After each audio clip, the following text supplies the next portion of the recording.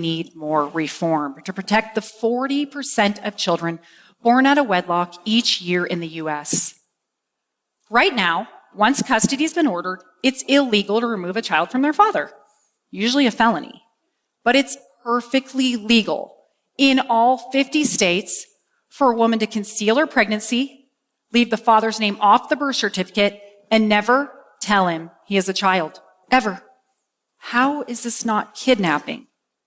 Just as horrible, a woman can knowingly list the wrong father on a child's birth certificate, deceive him, and a short while later, in many states, the wrong man becomes that child's legal father forever. He's obligated to a child that isn't his, and that child just lost their real father. This is a betrayal of the worst kind. And the law not only allows it, it creates the opportunity. This is what we know. Every bit of data we have tells us children need their fathers. The law, its application, and society at large disfavor fathers. The law is improving, but the statistics are not. So, what can you do? We are the change makers, all of us. If you're a father, make the effort. Do everything you can to be in your children's daily lives. If you're a mother, encourage and facilitate the relationship between your children and their father instead of trying to interfere or control it.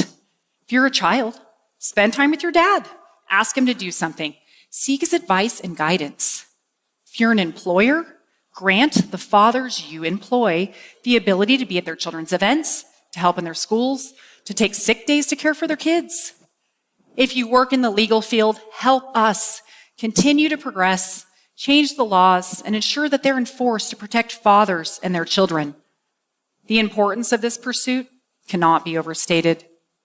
The fate of nearly half of America's children depends on it.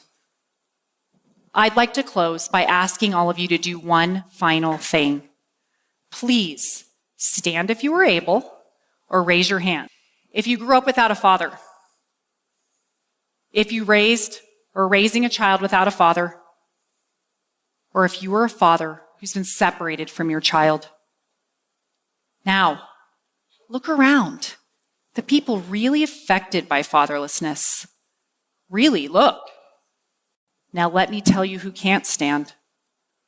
The 1,000 fatherless children who were murdered last year.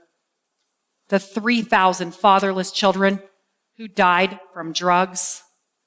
The 3,200 fatherless children who committed suicide last year.